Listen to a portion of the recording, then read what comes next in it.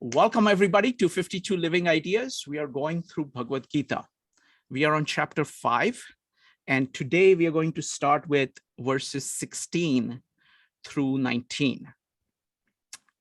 The format today is first we're going to have two readings in English of 16 through 19. Then Yogeshwar is going to talk about, he's going to read out the Sanskrit version, and he's going to talk about his thoughts on 16 to 19. Then I'm going to talk about my thoughts using Naneshwari. Then we will take anybody's comments on 16 through 19.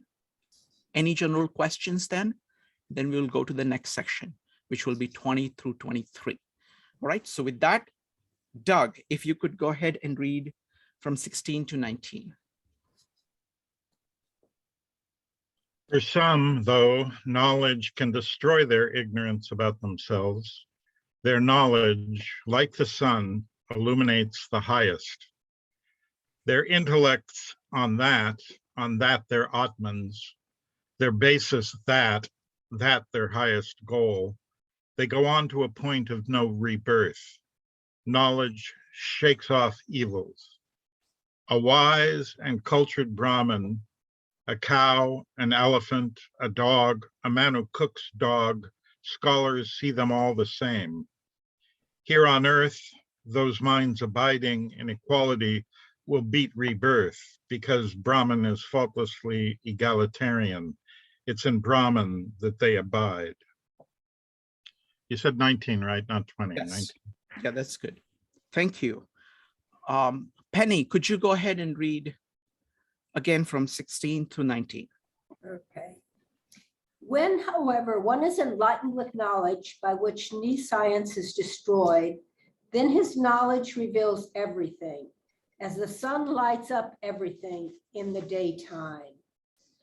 When one's intelligence, mind, faith, and refuge are all fixed in the Supreme, then one becomes fully cleansed of misgivings through complete knowledge, and thus proceed straight on the path of liberation. The humble sages, by virtue of true knowledge, see with equal vision a learned and gentle Brahmana, a cow, an elephant, a dog, and a dog-eater, outcast. Those whose minds are established in sameness and equanimity have already conquered the conditions of birth and death. They are flawless like Brahman, and thus they are already situated in Brahman. Thank you. All right, so now it's Yogeshwar. Yogeshwar, if you could read in Sanskrit each of the verses and then talk about them. Would appreciate that. Thank you. ज्ञानेन तु ददज्ञानं येषां नाशितमात्मनः तेषामादित्यवत् ज्ञानं प्रकाशयति तत्परम्. So this is for a person who has attained enlightenment. What will happen then? That's what Krishna is now going to elaborate. The enlightenment, what he will learn in the enlightenment will actually fade because once you light a candle in a room, all the darkness that was there in the room will just go away automatically. There is no taking away the darkness. It will just go away when the light is lit, when the candle is lit. So for a person whose Gnan, whose enlightenment has been reached, that he doesn't have to do anything, but the enlightenment will do this for him. All the ignorance that he has within him, all the sunshine, all the doubts that he had within him, because even though we read scriptures, even though we try to figure out what it may be, we don't really figure out what it is anywhere, because however much scriptures or people try to make us understand, or they try to elaborate to us what it is, we never know until we experience it. And you'll always have that. Once you experience it, all those doubts that you had in your whole life or during your journey to enlightenment, all those doubts, they will just fall off automatically. You don't need to do anything to make the doubts fall, or you don't need to do anything. And even though you don't have doubts, but there are some questions that you have, in the journey towards enlightenment, we always have some questions, not necessarily doubt. So even those questions, they will just fall out. Like, you will not need an answer to them because you've known what is supposed to be known. And that is the last point that you have to reach ever in your whole life. And when you're there, you just have absolute peace and absolute bliss. Tad buddhayas tad atmanas tannishthas tat parayana gacchantya punaravrittim jnana nirdhuta kalmashaha. So for a person, so it's linking to the slok above, to the verse above, jnana nirdhuta kalmashaha. A person in whom Gyan has been lit, in whom enlightenment has come, that enlightenment will clear away all the kalmasha. Now, in here, kalmasha means, if you have a direct translation in Sanskrit, that will mean papa, means bad deeds. But bad deeds in this context would mean anything that will keep you from reaching enlightenment, anything at all. Because we do good deeds as well. Like we may give some books to children who want to learn, or we may give food to the poor, but there's still this me in the middle, like the self. I am giving food to the poor. So even that it keeps a boundary between you and enlightenment. So even not the good deed necessarily, but what the good deed brings. It is the I, it strengthens the I, the self. And that doesn't allow you to reach your Atma. It is going to keep you within this body because it ties you to this body. When you say, I have given to the poor, that means this body, you mean this mind, this physical body, and that's what is helping the poor. But what your Atma is doing, you don't really know. So even that is taken away. And then there are 4 things that you have to do. Even after having a glimpse of the enlightenment, because sometimes we have sparks of enlightenment or sparks of something spiritual, but we should keep 4 things in mind. Tad buddhayas, tad atmanas, tad nishtha, tad parayana. So those 4 things should be kept within us. One is we should always think about it. We should always be thinking about it, because sometimes we may, like giving an example, we may know what love is, but really to know the essence of love, because you have experienced it once only maybe, but to know the experience of love, you have to actually dive into it. You have to feel it within your whole body, not just knowing by your mind what love is, knowing by your heart what love is, but when you dive deep into that ocean, it will just take you in. So, and then tad atmanas.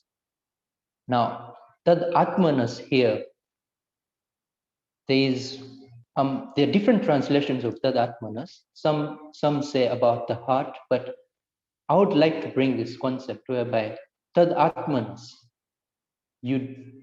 you dive into Brahman or into Atman in such a way that the self right now, the self that you are right now, is destroyed, and the self is the new self, which is the Atman or the Brahman.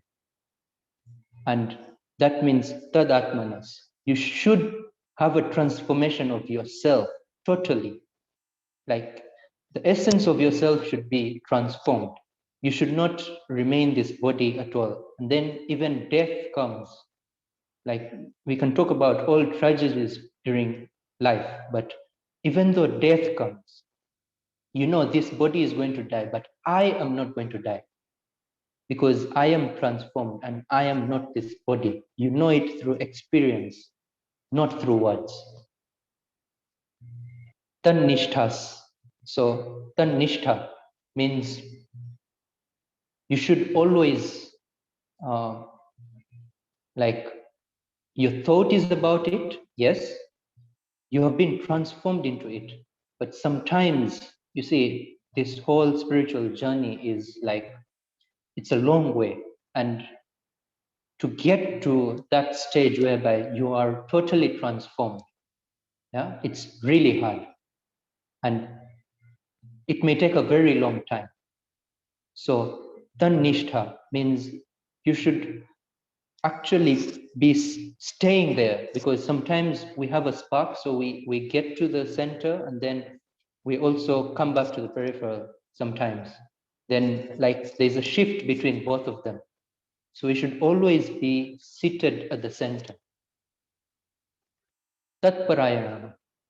Now, Tatparayana means here is you should always be trying, because Tanishtha is staying there, and Tatparayana means if you get out of there, then you are still thinking about the center. If you get from the center to the peripheral, you're still thinking about the center, how to get back. How do I get back to all that bliss that I got in 1 or 2 seconds? How do I get back there? And what does such a person achieve? Apunaravritti. He doesn't have to come back in this sansar, in this whole world. He just attains moksha. Now, the topic of samabuddhi is coming up. So, vidya vinaya sampanne brahmane gavihastini shunichaiva swapakecha pandita samadarshinaha. So, I first want to talk about samdarshi. So, there are different types of samdarshi, even in the Gita, like that they have been explained. First is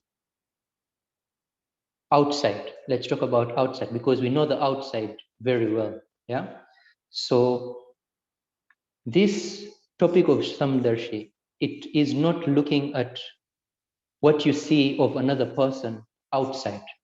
Yeah. It doesn't mean a person who has more money and a person who is poor, the person who has more money should give all his money to the poor. No, not like that. Yeah. Not talking about wealth, not talking about fame, but what you see in the poor person, you also see the same Atma in the rich person. You see the same Brahman in both of them. So even though a person is good or bad, you know that Brahman is there. Once you've reached your center, you are able to see the center of other people as well. That's automatic. It's a given. So it is about knowing the center of a person, of anybody in these terms. So we've talked about people, and now the second stage is people and animals as well. So even animals, any living creature on this planet Earth, they also have God within them. Even in the Gita, Krishna says that I am, like everything comes out of me and I am in everything. So you also see the center, you also see that life force, let's say, in animals as well. Yes.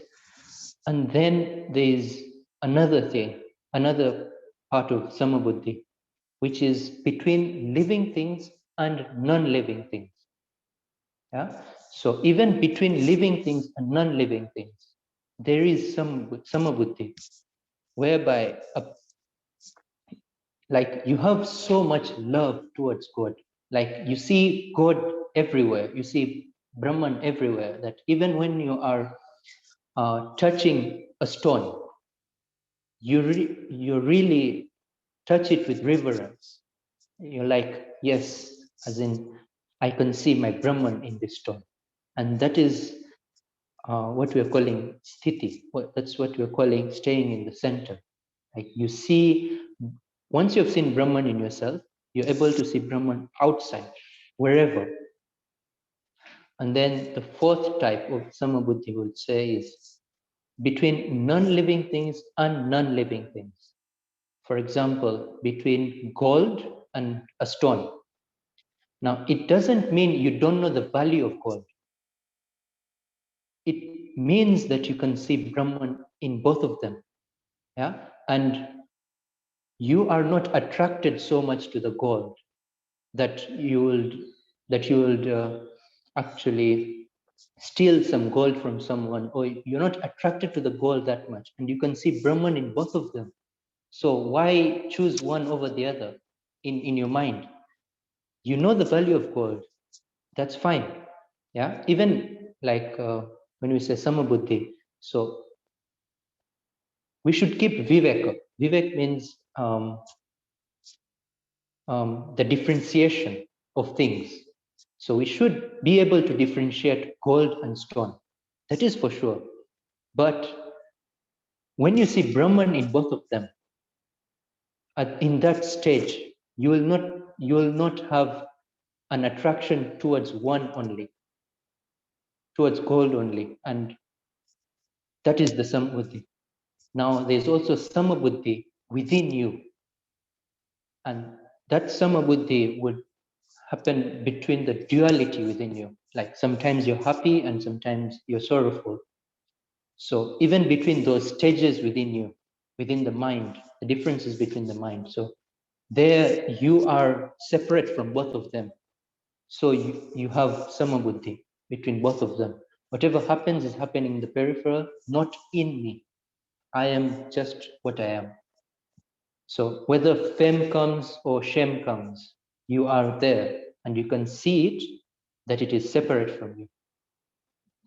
So that's what I wanted to point out in Samabuddhi. And just to give an example how it would work. Like when we are climbing a mountain, let's say. So when you're just down and you're just about to climb the mountain, you look at the rest of the earth and you can see all the differences.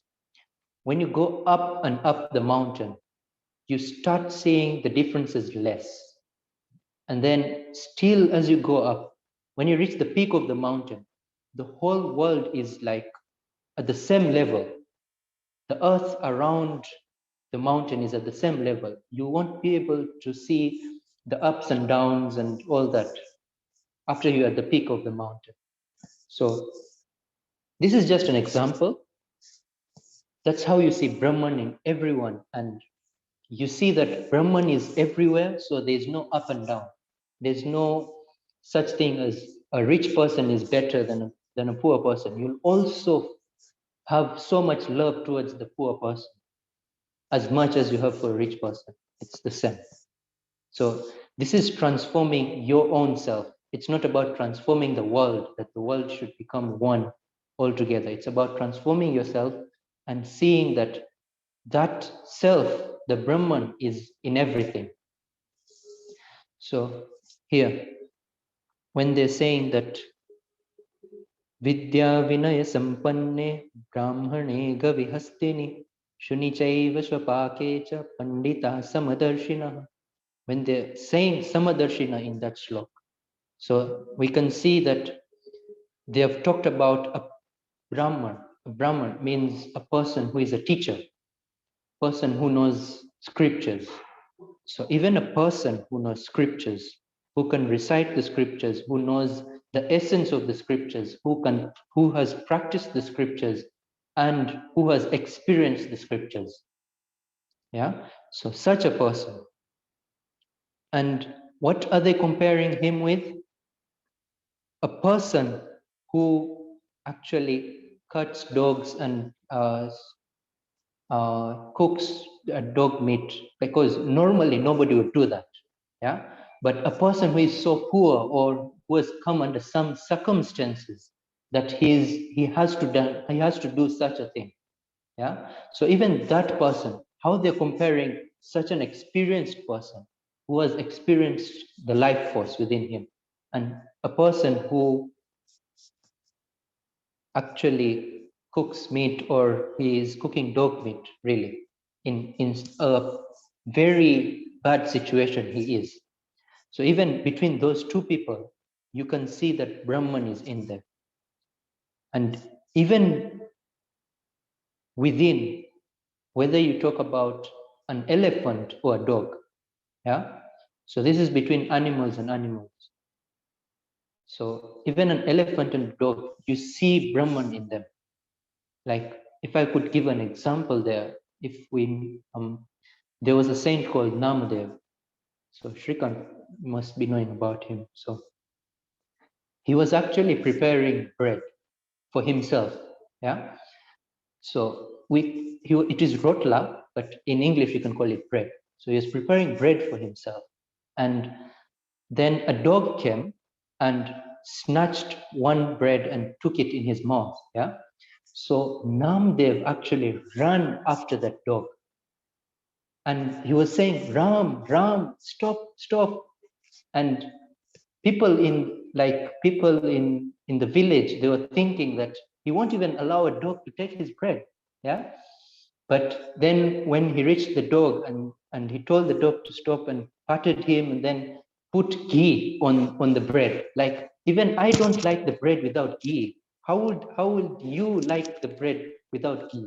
Yeah. So it's like that love that you have even towards a dog. That's like at another level. And you can even see your Rama, your Krishna, you can see Brahman in all of them, even a dog. So how you treat even an animal is really important. Yes. And then there's also a comparison between human beings and animals, people and animals. So even in both of them, you can see your Ram, you can see your Krishna, you can see God in all of them. The whole world there's God in the whole world, basically. Ihaiva terjitah sargo yesham samye sthitam manah nirdosham hi samam brahma tasmad brahmani te sthitah. So if a person has reached that stage and he is seated at the center of his being, then all the peripheral has been won over. Nothing on the peripheral can actually affect him. Whatever happens outside there, the self within won't be affected, even though death comes. He is unaffected. Why? Because he is seated in Brahman, and Brahma is Sama. He is everywhere, and he is the same everywhere, not up and down, but he is the same everywhere. So that's why he will reach eternal bliss.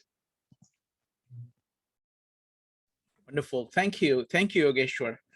So folks, what I'm going to do is that I'm using Naneshwar's commentary.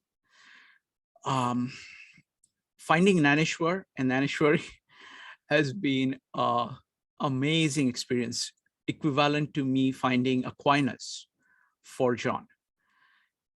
Naneshwar's commentary is very expansive. So it is about 9,000 verses as opposed to just 700 verses of Gita. And the way in which Naneshwar comments, in order to understand the commentary, you have to understand what he's trying to do.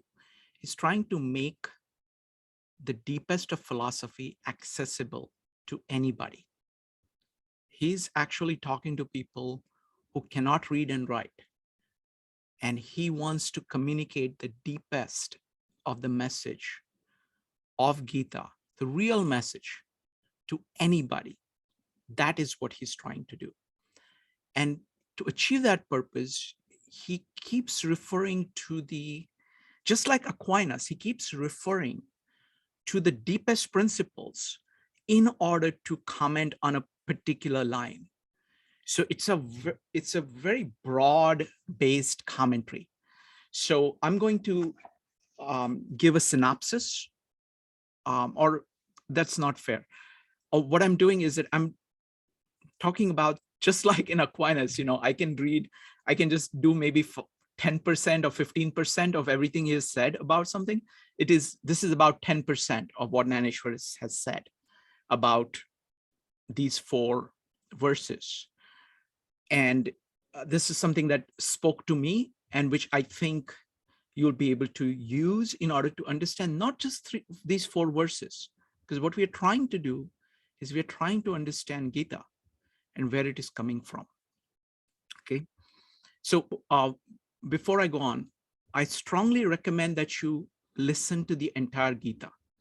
On the meetup page, I have put a link to a very beautiful reading. This is by, I think, Ishwaran, his translation.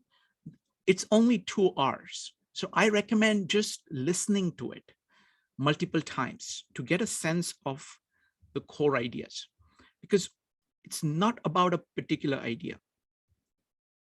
Really, if you get Gita, it is like changing your perspective.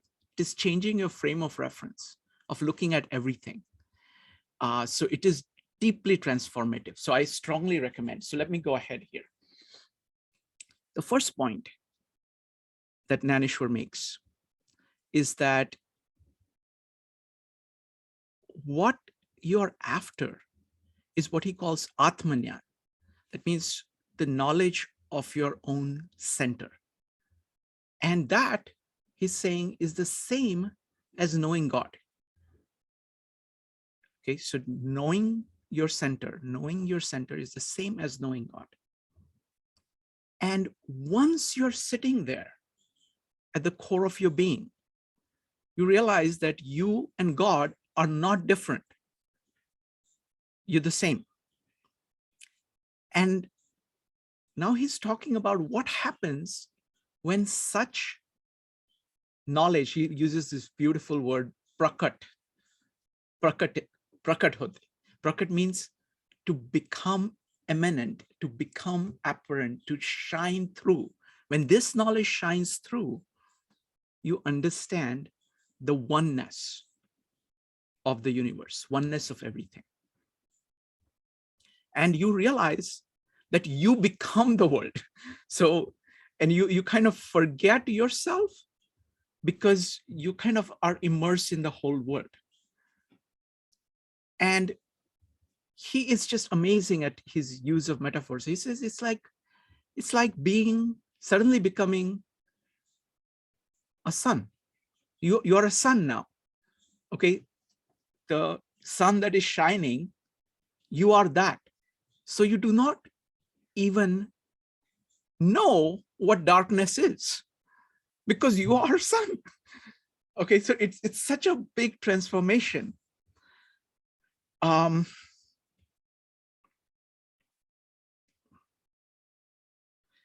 he talks about another word that he uses, which I love, is Atma Tattva. Tattva means principle.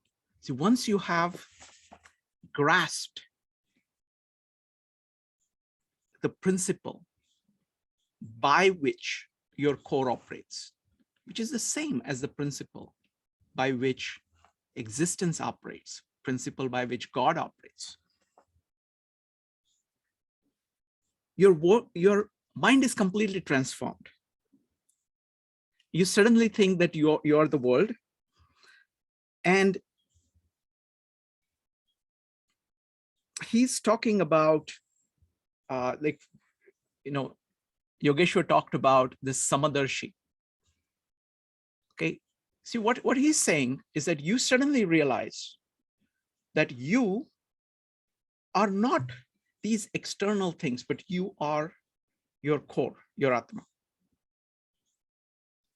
In the same instance, as soon as you realize that, you start seeing the Atma in other people. And that Atma is the same. So that's why it doesn't matter.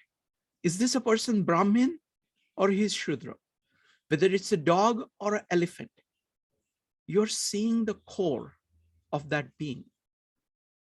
And you see the spirit in them. So by knowing yourself, suddenly you have seen a universal principle that is operating. And whenever you're seeing something, that is what you see. Therefore, the differences kind of melt away. That's another thing he puts very beautifully. He says, it's not as if that you're kind of pushing things away. It's just that just as when the sun rises, the darkness goes away, all of these kind of differences fade because you're focused on the core of things.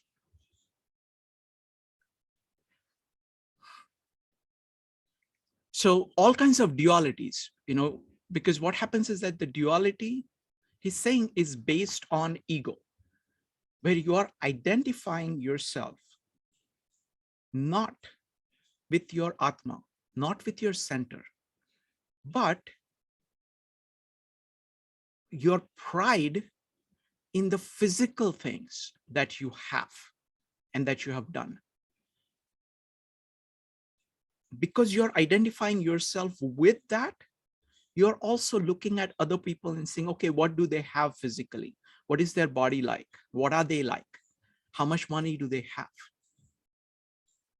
But the moment you move from being focused on the ego to Atma, all you see is similarity.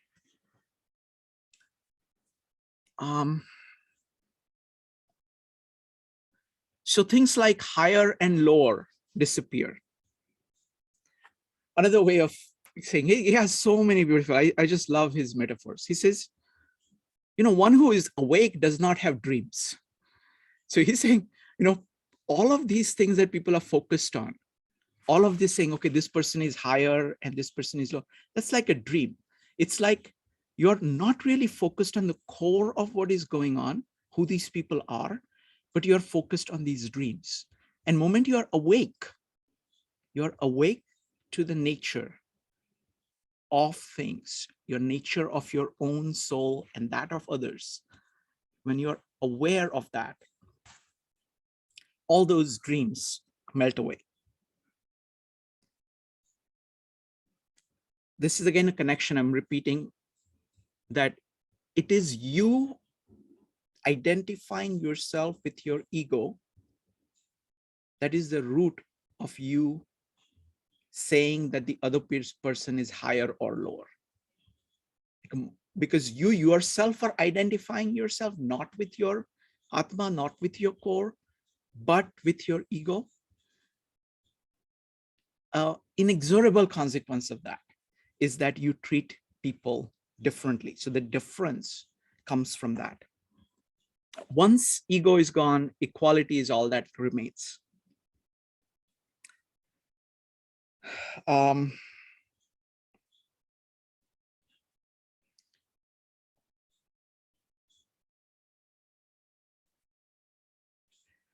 other point he's saying is that all of this happens in the midst of society.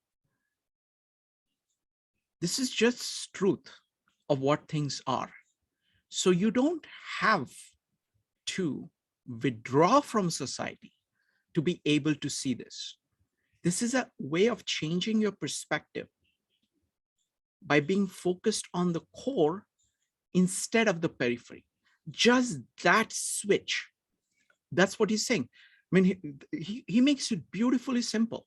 He's saying all problems come from you being focused on the periphery.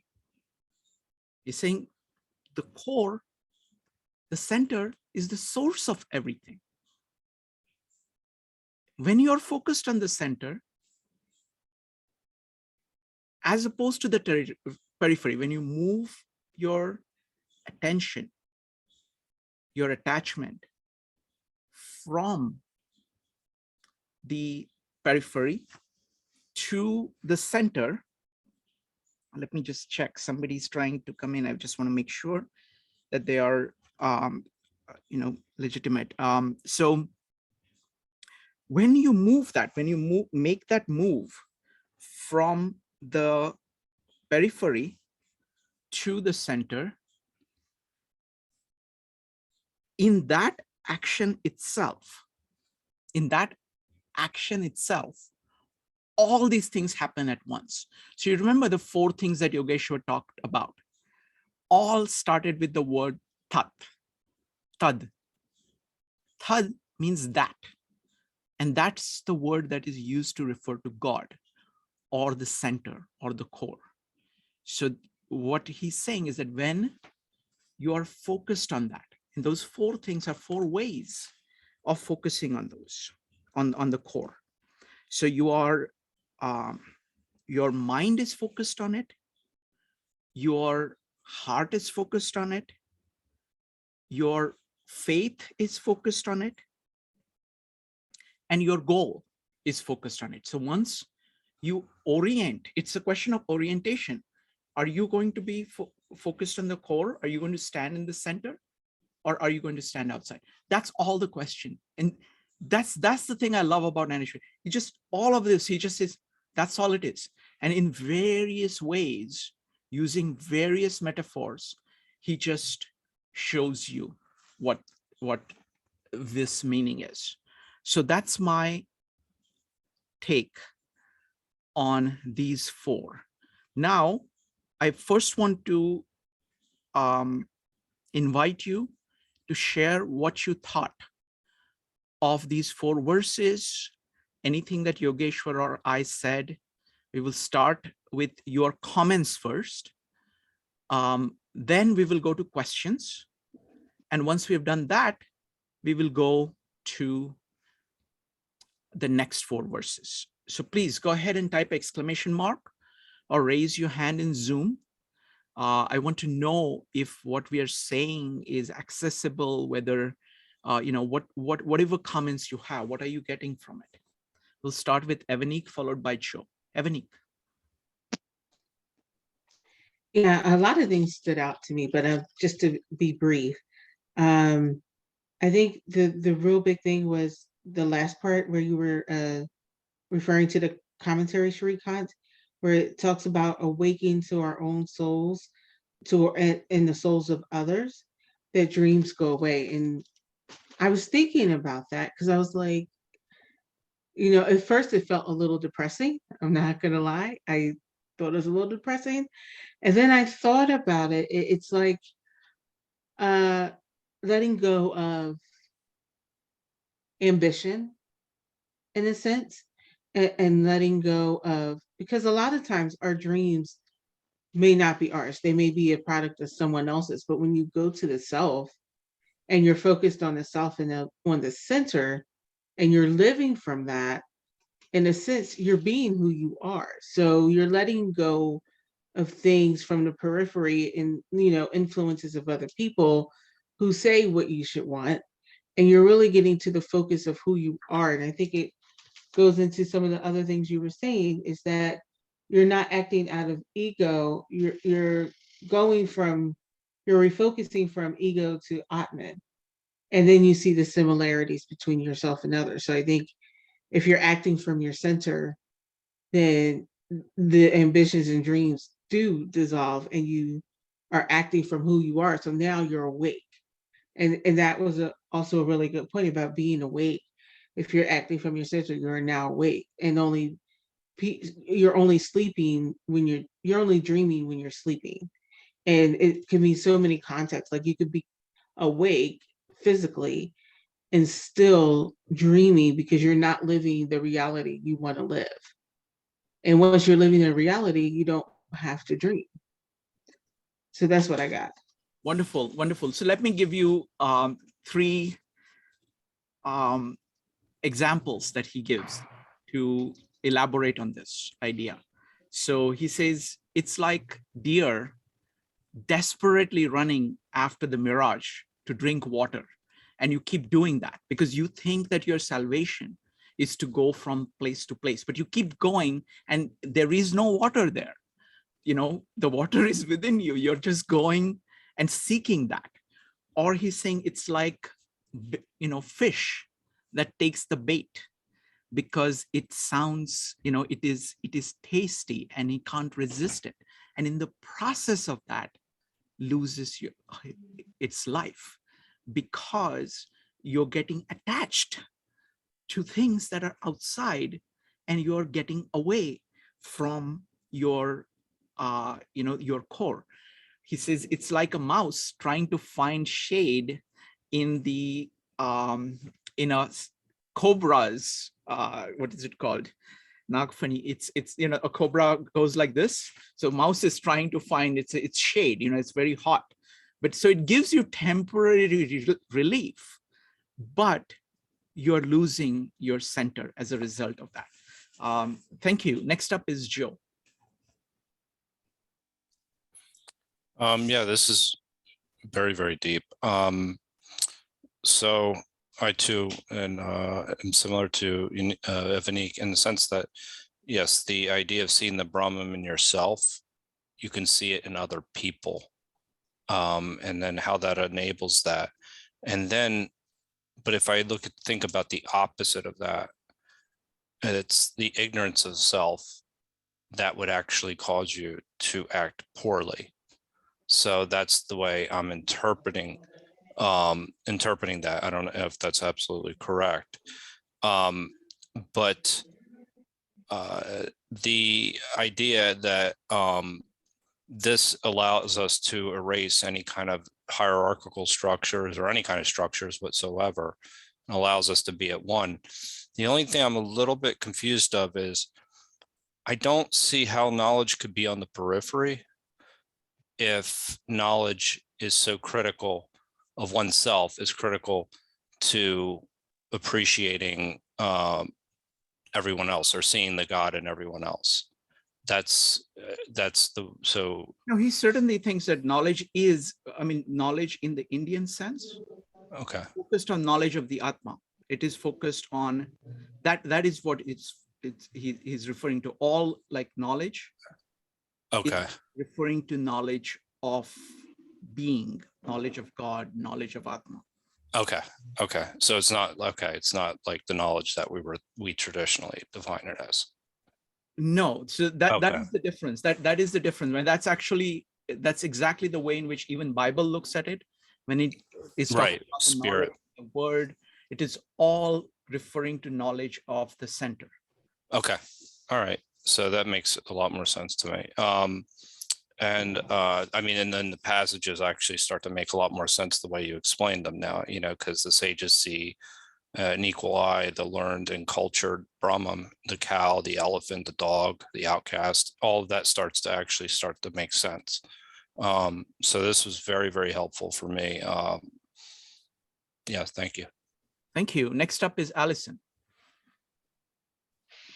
I was thinking that this is essentially the theme of The Wizard of Oz, that there's no place like home, and that you can go out looking for what you want, keep looking, but really the answers are inside, and which kind of relates to the hero's journey, and that the true hero's journey is not about going outwards to conquer the dragon or slay this or that or whatever it is, but really it's an inner journey. I just was finding that connection. Beautiful, beautiful. Thank you. Thank you, Allison. Does anybody else have any comments? I'm going to call on Doug. Do you want to comment? Yeah, I'm still looking at different things, but and just trying to follow the action of the words in each thing. And it seems in the first one, knowledge burns ignorance more or less, or destroys it, and then it makes the supreme shine. That's an interesting contradiction. And then the next section seems to be that the word that and what that happens to that, you know, where you were absorbed in that, where sort of, that is our foundation. That is something we hold fast to. That's something we seep into like a sponge, and it's like, and we're fixed on that, like a fixed goal, like a navigator, I mean, so there's a lot in that 17 strikes me in terms of sort of relationships to oneself to that, Yeah. and that's fascinating to me. 18 and 19, I haven't quite chewed on as much to find the gist of the action Wonderful. of it, but and the point about that, that is the word. I mean, tad is the word for God. It is the word for Atma. So it's like it's saying focus on that means focus on the center. That's what it is saying. All right. If anybody wants to comment, you can go ahead and type exclamation mark. Otherwise, let's go ahead. Ambika, are you ready to read?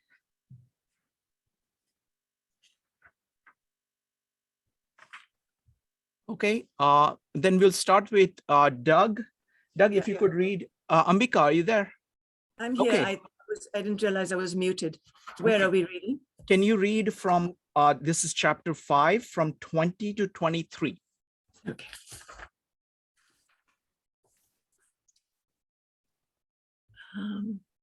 Right. Steadfast in his intelligence, unbewildered, the Brahman knower, abiding in the Brahman, would not rejoice on getting the pleasurable, nor be agitated on getting the unpleasurable, whose inner being is unattached to the external touches, and who finds happiness that is native to the self. He is the Brahma Yoga united soul. He enjoys the inexhaustible happiness. The enjoyments born of the touches of things are causes of sorrow. They have a beginning and an end. The wise one, O Konteya, delights not in them. One who can bear the upsurge of wrath and desire here in the world before any release from the body, he indeed is in yoga. He is the happy man. He who has the inner happiness and the inner ease and repose and the inner light, that yogin, having become the Brahman, obtains nirvana in the Brahman. Thank you. Thank you, Ambika. Doug, if you could read from, let's see, 20 to 23, please. I'm shifting to the Winthrop Sargent, if anyone wants to know.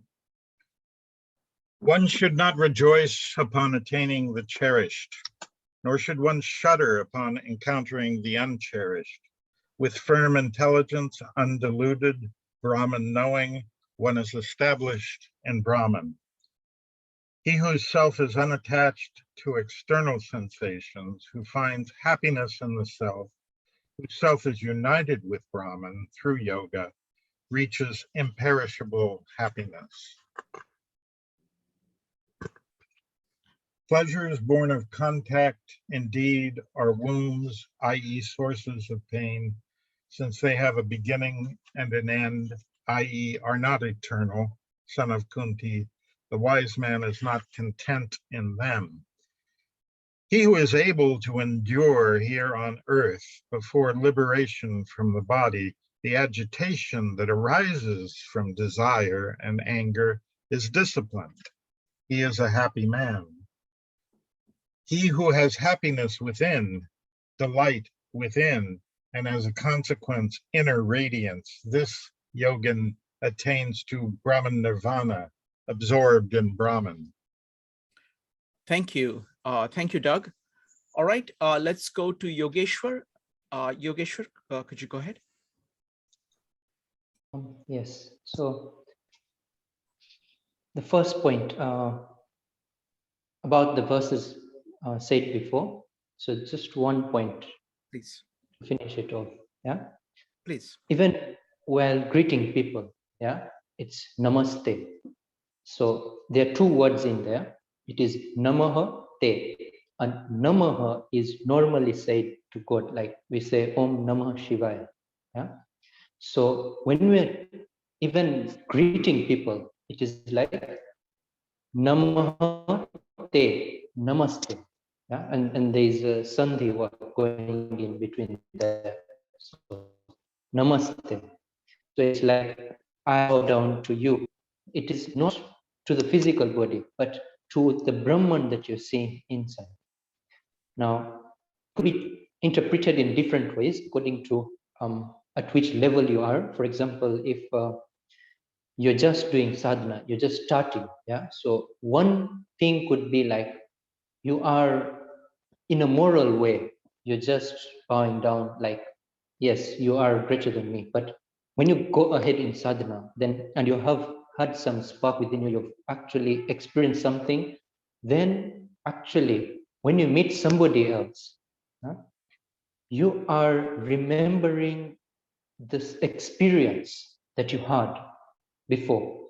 So that person is coming near you and then you're saying namaste. So it's like I bow down, like, because I'm remembering the experience that I've had before, and I can see that experience within you. And the last stage, obviously, because if a person is a siddha and he has reached the level to be attained, then he is seeing Brahma everywhere and he is bowing down to that Brahma as it is, because he has known it within himself fully. He's not on the path, he has known it fully, and then he's bowing down to that person. And that is really the essence. Namaste, like I bow down to you. Beautifully put.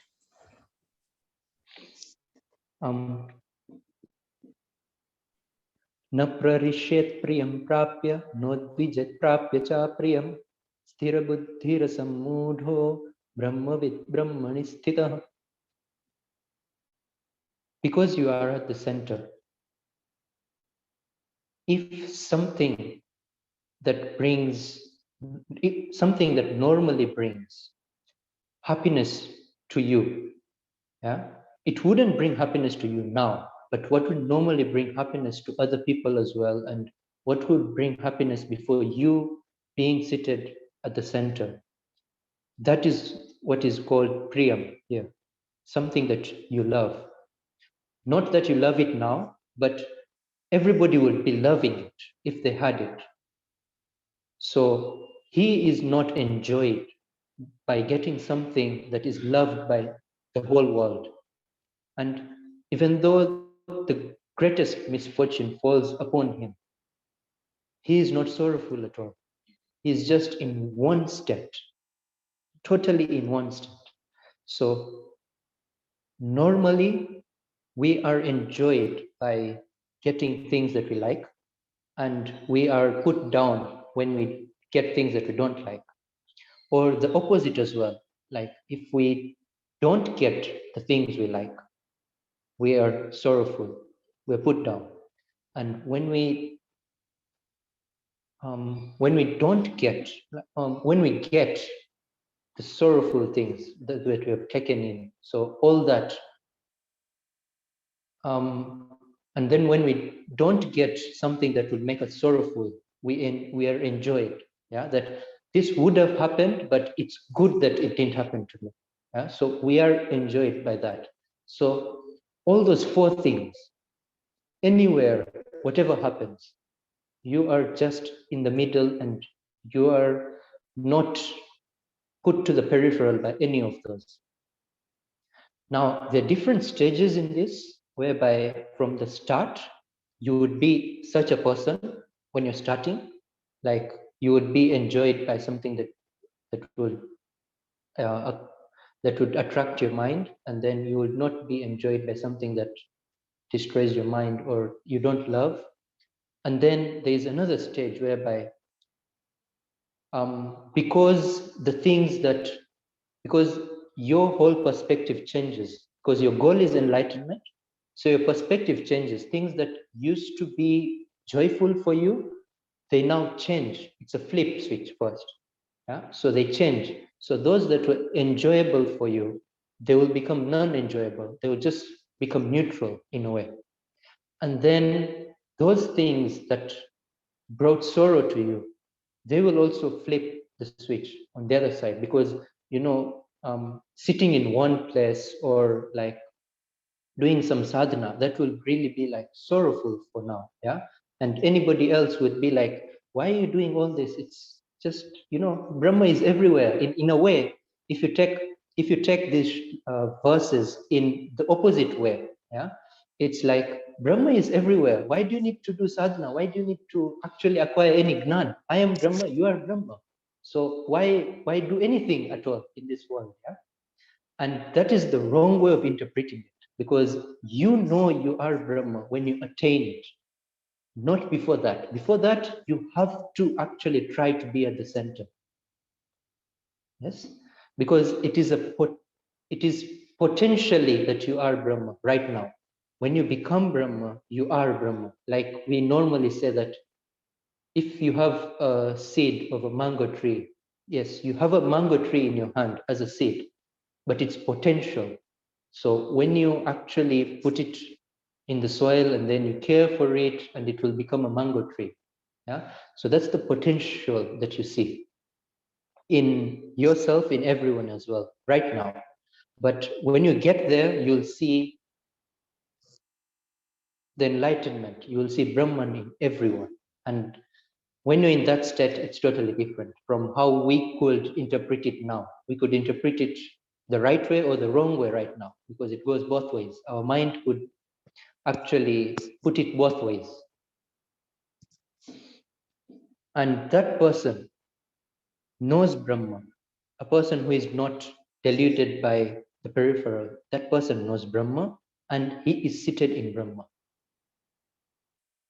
And he has a sthir buddhi and moha, which means illusion. He is out of all those illusions. So no illusion touches his mind. And he has one sthir buddhi. Sthir buddhi would mean he has his thoughts and all his mind is put only to one thing. He's not going up and down, outside and inside. It's just in one place. Bahya sparsheshu saptatma vindatyatmani yat sukham sabrahma yoga yuktatma sukham akshayam ashnute. So a person, the same thing, center and peripheral, a person who is not attracted to the peripheral things, like things that you get from the five senses, good food in a way that you like the taste, not good food in the way that it is good for your health, because good for your health you have to eat. Yeah, there's a distinction here. Yeah, one is what the Bahya Sparsheshu here means is your five senses like it. Not necessarily is it good for your body. So that distinction has to be made clearly. What is good for your body, you have to eat. What you feel is good for your five senses is not necessarily good for your body.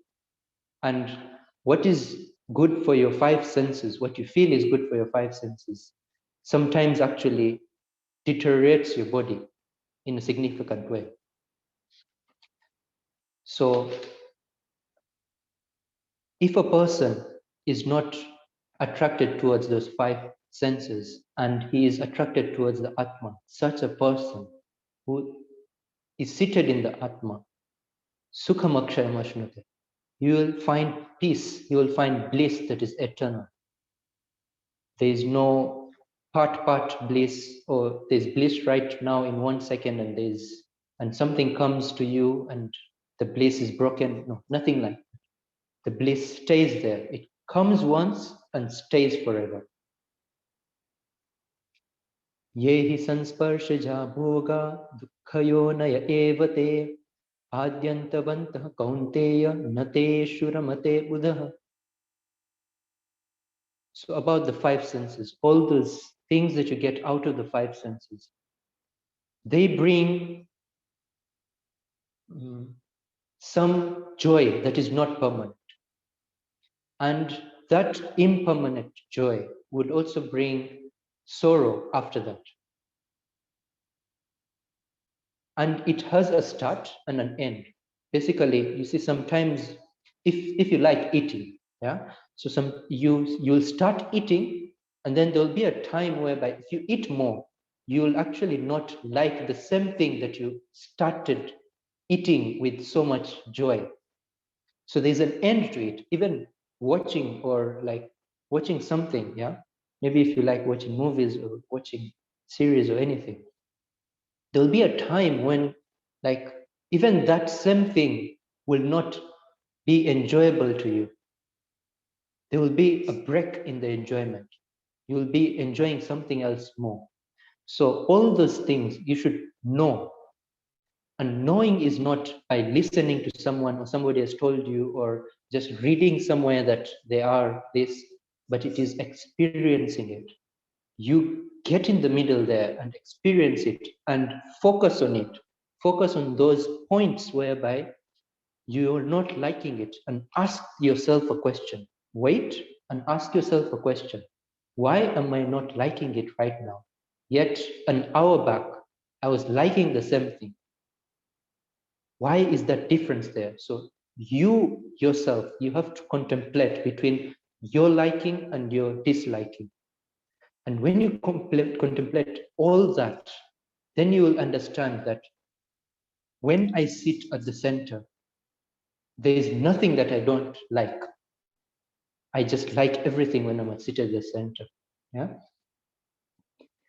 Shaknoti heva yosodhum praksharira vimokshanat kam krodhodbhavam vegam sayukta sasukhi narah. Now there are two definitions of this same verse if we talk in two different ways. Yeah. So the first definition, which is like normally put, is you'll like something, so you'll be attracted to it. That is karma. And when you don't get that thing that you're attracted to, there is anger that comes out. So between those two things, because karma is rajoguna and krodha is tamoguna. So they're talking about these two qualities of prakriti as well. So between those two, the attractions between those two, if you are able to, those attractions will remain since you're in this body. So if you're able to be separate from those two attractions, yes, you will actually be able to see that they are the peripheral and they don't disturb me. So even though something happens to your body or you like something, you'll just be okay with it. You will not have any anger coming out of it. You will not have anything flowing from the center to the peripheral. It will just be centered. Yeah. You will not be at the peripheral at that time. And then the other translation or commentary that you could say on this is, even though it disturbs you, you just try not to get angry, and that's wrong, actually. You see, if you make such a translation, then you just try not to get angry at somebody and you try not to get attracted to something. That is your trying, and that's not the way of spiritual life. It's not that you should not, you see, if something good comes in front of you, it's not that you just push it away. No, that's not the way. Experience it. Know whether it's good for me, is it bad for me? You yourself should be able to contemplate on that. You should be able to think about that. When you push something away, what happens is that thing will stay in your mind. Yes. And the next time you'll see it, you'll actually be more attracted to it because you've been thinking about it even more because you didn't get it when you wanted it. So that would actually deplete you in the spiritual process because you're actually supposed to be thinking about Brahman and you'll be thinking about the thing at the peripheral.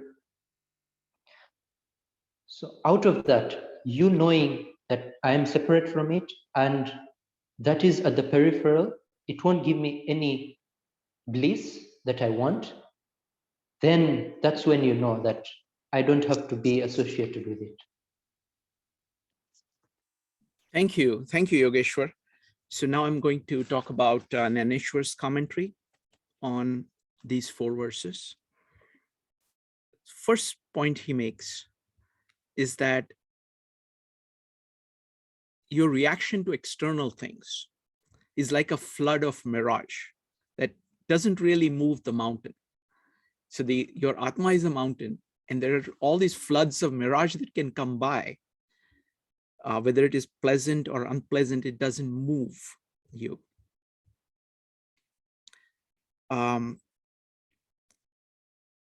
The next observation is one of my favorites here. What he's saying is that when you're focused on self-principle, see, Sanskrit has these beautiful, beautiful words. There is a word which can be translated only as kind of like self-satiating. So what he's saying is that when you're focused on your own core, you basically fall in love with your own nature, with the nature of your Atma. And it is satiating. So it is not that you're pushing away things. It is that the glory, the beauty, the joy of which is there at the core of your being. So there is a joy that is born at the core of your being when you understand the principle of the center. And that joy is so intense that the attachment to the externals is released. So it is not that you're kind of making yourself, pulling away from that. It is the attraction of the center that yours being, having that joy at the core of your being, which is so intense and so blissful and so full of peace that other things fade away. And that happens automatically, he's saying. It is just a consequence of being focused on the center. He's saying those who recognize it, those who do not recognize themselves are absorbed by the externals. He's saying it's like somebody giving you food like wheat and you eating only the chaff and not eating the wheat. The center is there, the periphery is there, both are there, and you're eating the chaff.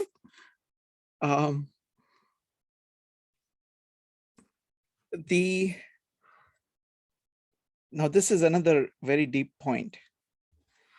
And all of these terms is that he says, the one who's doing this becomes Brahmamay. May means full of. So he becomes full of Brahma.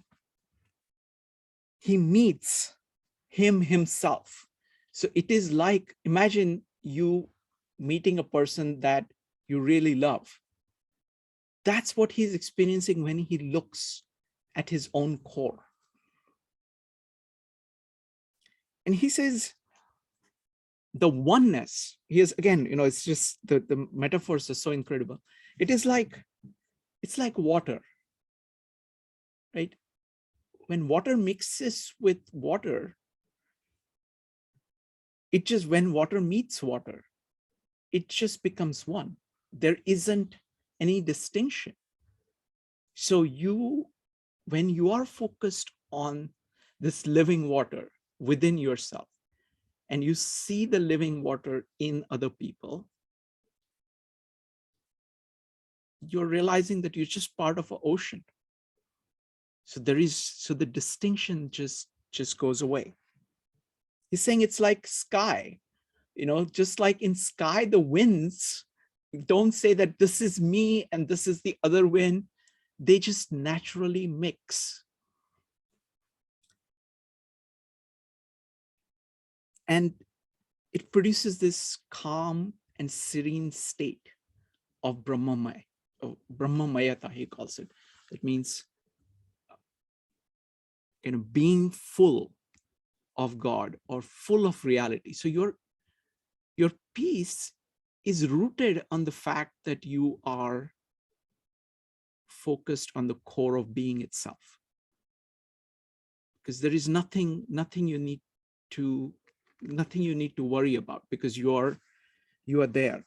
And when that happens, all the language of Dvaita, that means this versus that, melts away. And only the Advaita remains, only the oneness of existence. Your oneness with existence, your oneness with God, the oneness of beings, only that remains, because all of this other thing just melts away. That's his take on these. All right, so I'm now opening up for comments. What you got from these verses or whatever we've said. I'm going to give a chance for Brian and Penny to go first.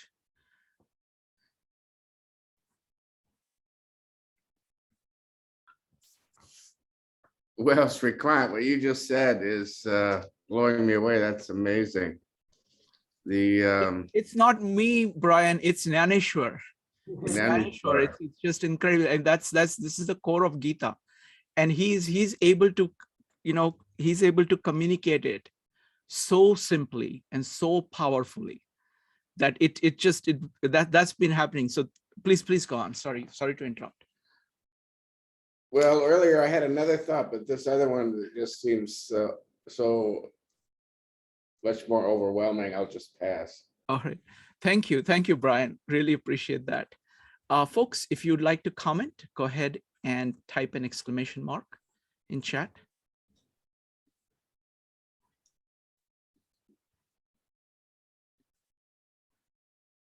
I'm going to give a chance for Yogeshwar. Yogeshwar, would you like to comment on anything that was said by Nyaneshwar? Yes, the metaphors he uses is actually, it's quite precise, and that's what is happening. That's the experience you get.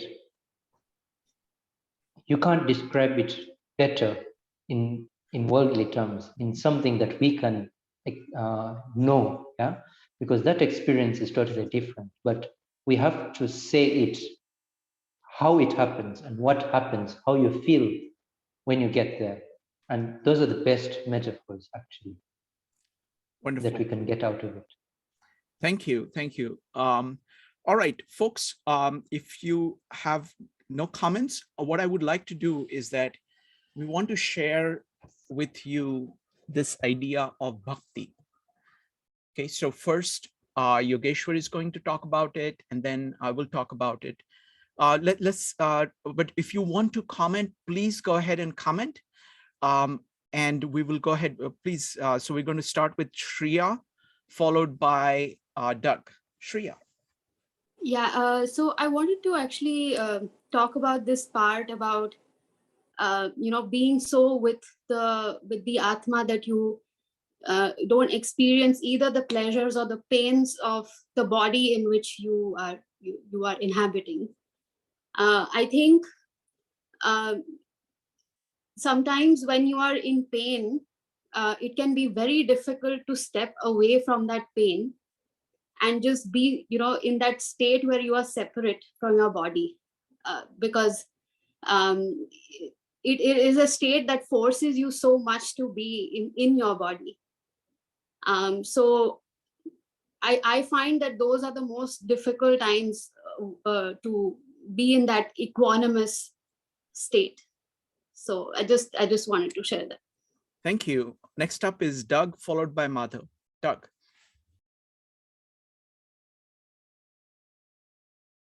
Doug, you need to unmute. Yeah, I wasn't clicking. I'm sorry for some reason.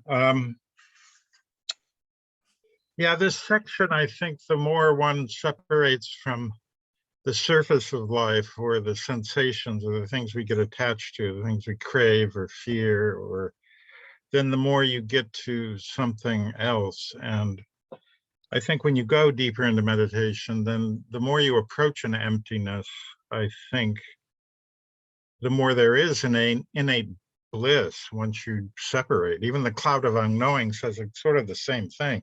Once you get rid of this, once you even push Christ below you, the Mother of Mary below you, and you move to God with a naked intent striving towards God, then something truly ecstatic happens. But when I was very young, I found the way of nothingness, meditating nothingness, can also create a real rush of energy that can be very disorienting. And you crave it, you know.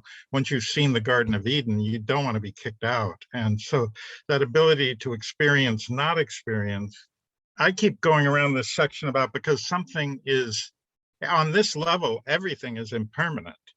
So you still should be able to experience almost everything on this level with some degree of delight or joy or curiosity, which I think Bucky Fuller did. And some of this section, particularly 24, happiness, delight, inner radiance, that's very much what Buggy talks about when he writes his poetry. You know, love is omni-inclusive, progressively exquisite, understanding and tender, and compassionately attuned to other than self. There's this sort of vibration towards and away the beloved, the divine. We may never know God directly, but we hover and we come close to God, and we, on this level anyway. And when you do come too close to it, we even saw that in Dante, it can blow you apart. It can like completely disorient you. And so that's some of what this section has, breaking it down this way, of the pleasures, the contact, the wounds of pain, but then what makes you happy, and in a way able to come back and see that happiness in everything you see in life, whether it's a dog or the Brahman or any, I mean, it's really interesting. It's a really interesting section. The deeper I dig into it, it's sort of. Wonderful. Thank you. Thank you, Doug. Next up is Madhav. I had a small confusion. So the problem is that we're focusing on our periphery and we want to align ourselves with the core, the center. And the way we do that is using our mind, but our mind is part of the periphery. So that's part of the confusion, because the way we realize Brahman is in the mind. So we're sort of using the periphery to go back to the center. How does that work out? Yogeshwar, would you like to take that? Yes. So there's one thing. Right now, we don't know the center. We only know the peripheral. So we want to work best with the peripheral. You use your mind, you use all your logic, yeah. You use anything that you can use to get to the center. Now, that thing is like when you are at the center, all this peripheral will just fade away. That's for true. But until you get there, you use whatever you can in the peripheral to understand what the center could be. And once you're going towards the center, like what Sankhya says is, whatever you have, even your mind, your thoughts, your logic, everything is not your center. So you are actually taking it out, you're scraping it out, slowly by slowly. Then even the last thought that remains in your mind, you scrape it out, and then that's when you realize who you are. Yeah. So any thought that remains in your mind, you will just be scraping it out. Even the last thought, even the scraping of it, you'll leave out scraping of it once you realize that there's Brahma in there. Wonderful. Thank you. All right, let's do one thing. Let's go ahead and talk about Bhakti. So Yogeshwar, go first. So folks, the structure we have for the Gita meetups is that first we'll do the verses, and then we'll do a piece highlighting the nature of the Indian culture. So today we are talking about Bhakti. Next time we are going to be talking about the relationship between Arjun and Krishna. Hopefully each of these will give us a larger context within which you can understand the Gita. Yogeshwar, go ahead. Bhakti. So first, for a person who is really delved into logic, or a person who wants to be practical, really. So we need to understand that we are logical. Yes, at the peripheral, that's what I'm talking about. So we are logical, we are practical, we'll do things that work with us. But there's also a part of us in the peripheral, that's what I'm talking about, that is emotional. We are emotional beings as well. Yeah? We are not only logical or only practical. We are emotional as well. So when you bring these three things together, that's when you get a wholesome person. A person should not live out any part of himself. Like if you say the emotion, I'm the logical part, and emotions are not part of me, that doesn't happen. Emotions will always remain part of you. And taking these three things together, that gives you the wholesome approach, a holistic approach to the whole thing. So it's like saying, if I want to go to Brahman, if I want to get to the center, you have all the tools that you need because you're using your logical part, you're using your practical part, even you'll use your emotional part as well, yeah, to get to the center. So don't leave out any tool that God has given you. You use each and every one of them to get there, whatever can help. So it's like, even though you're using the tools at the peripheral, can they help you to get to the center? So there's a certain type of logic, there's certain type of practice, and there are certain types of emotions that can take you towards the center. Even though we start from the peripheral, there is a way to get to the center.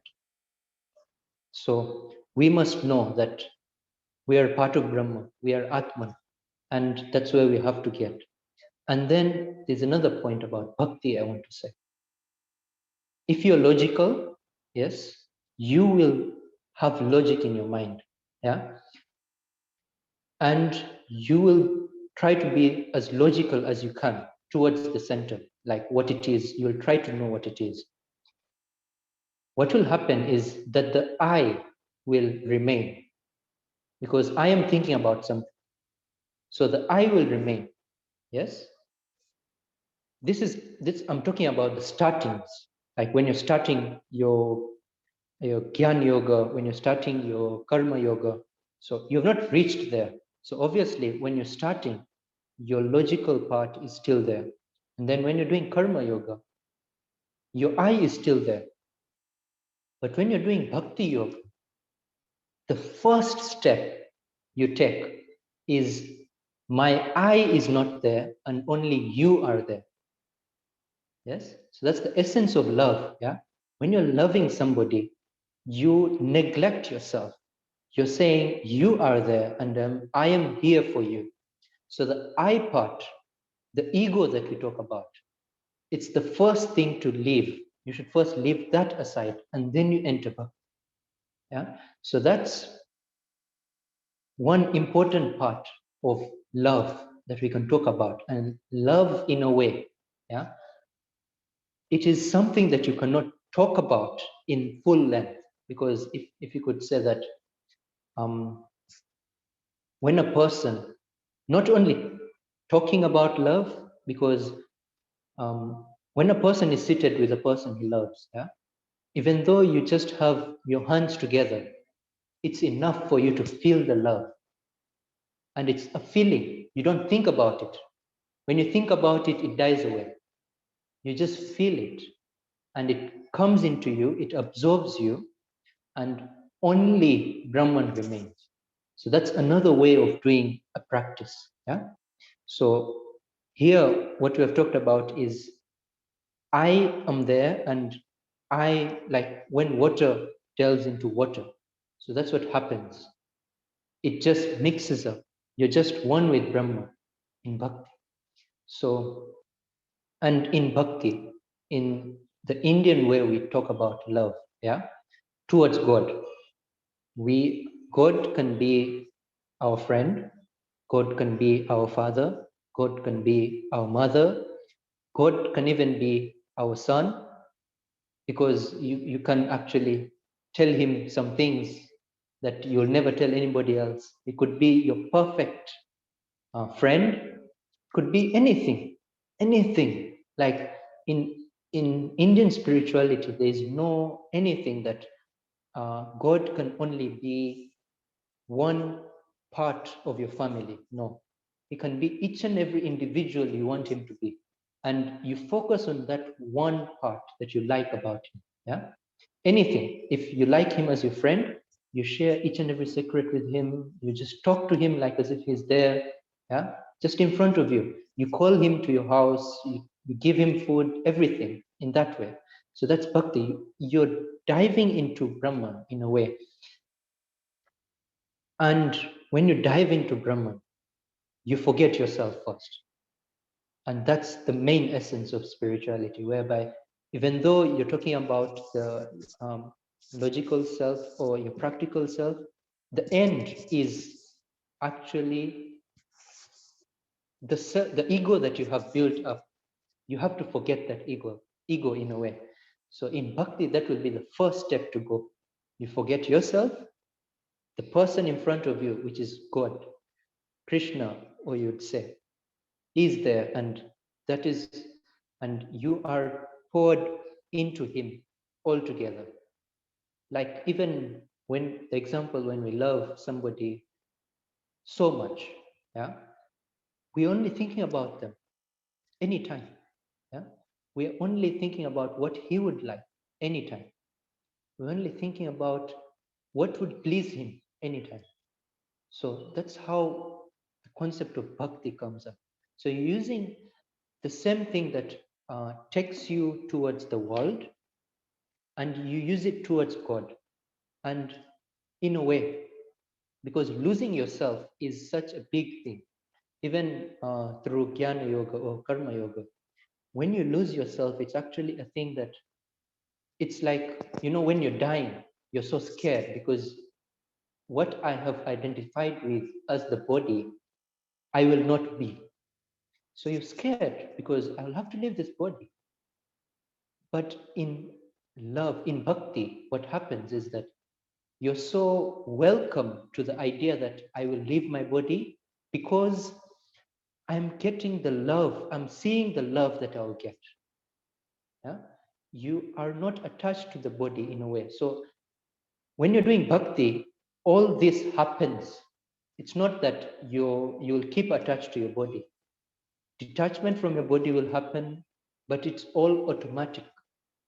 That's the way of bhakti yoga.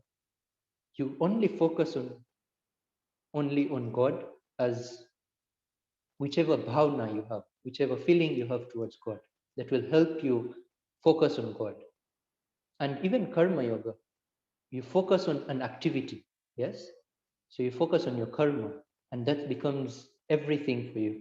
So in bhakti, you focus on God in a way with emotions together. So now you cannot leave God in anything. Yeah? You keep him with you. And a more holistic approach, I would say, to getting to the center, because you may be like, if you want to remember anything in the world, yeah, so you can use your logic and you can be like you repeat it so many times practically that you remember it. But there's one part, if you're emotionally attached to that thing, yeah, you'll remember it just reciting it once, if you're emotionally attached to it. So that's what happens with bhakti yoga. You're so emotionally attached to God that even one glimpse, it just stays the whole life. Wow, excellent. Thank you. Thank you, Yogeshwar.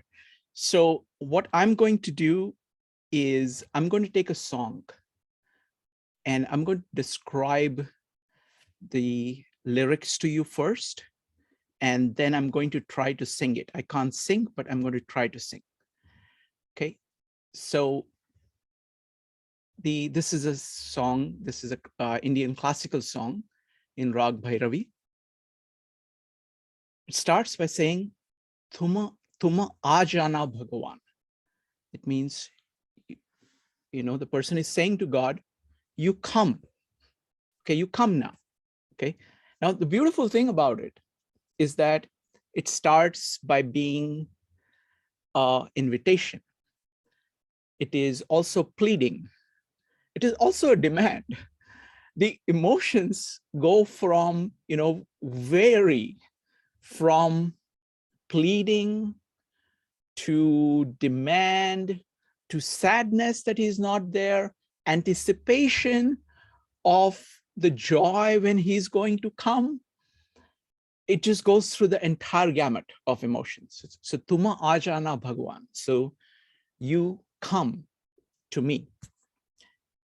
And says, Main dwar khol karak baitha hu. It means I'm sitting here with my door open. So my heart is open, my mind is open, my door is open. Come. Tere bina mana mandira mera.